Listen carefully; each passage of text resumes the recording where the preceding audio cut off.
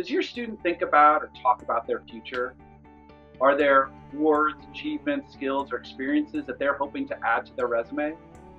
Maybe they talk about changing the world. Possibly they have some career aspirations.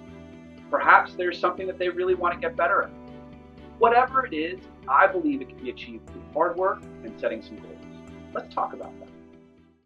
Hi, I'm Evan Reed, owner and founder of Reed's Corner, and I've been working in college admission and student success for about 20 years, and I have some tips I'd like to share.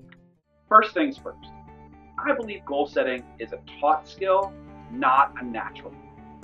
It requires students to use executive functioning skills, which is really hard for them to do.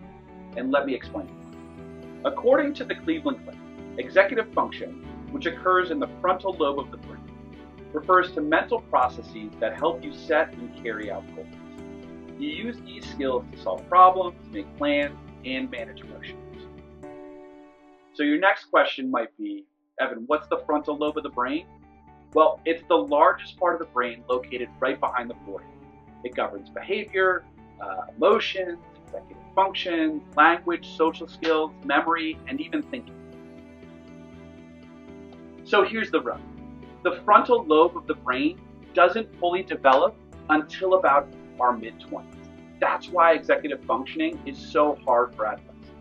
And by the way, it's made even harder for students who have executive functioning learning disabilities. With all of that in mind, I assure you, your student can set goals. I do believe that. They just need a little bit of support and a little bit of guidance. So what I'd like to walk you through is my 6-step process when I work with students on setting goals.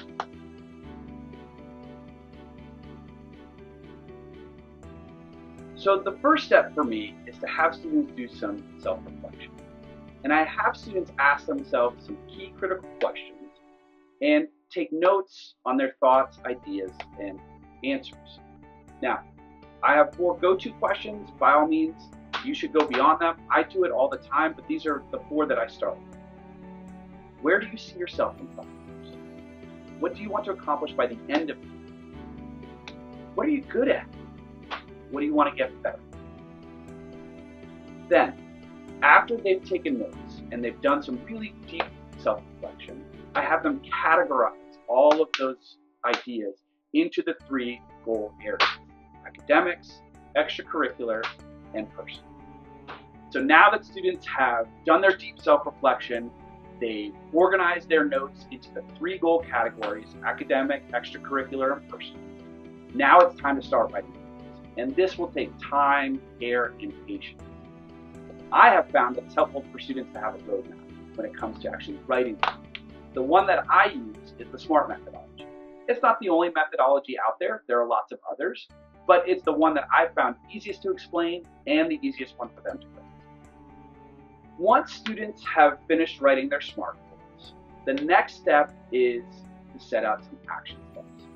I find it's helpful for students to have some milestones for them to work towards, and that's where the action steps come into place. To help them figure out what those action steps are, I ask them to write an incomplete sentence at the end of their goal. And it reads, in order to accomplish this, I will, and then I have them bullet out 2 to 4 action steps that they can take that will help them achieve their goal. Okay, we're now at step 5, which is review and revise.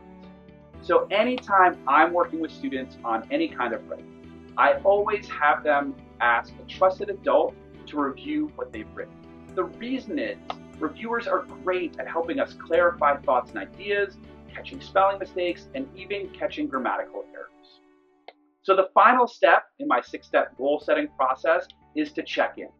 Students need to monitor their progress towards achieving the goal. That can happen weekly, monthly, or quarterly. The frequency doesn't really matter, it just matters that it happens.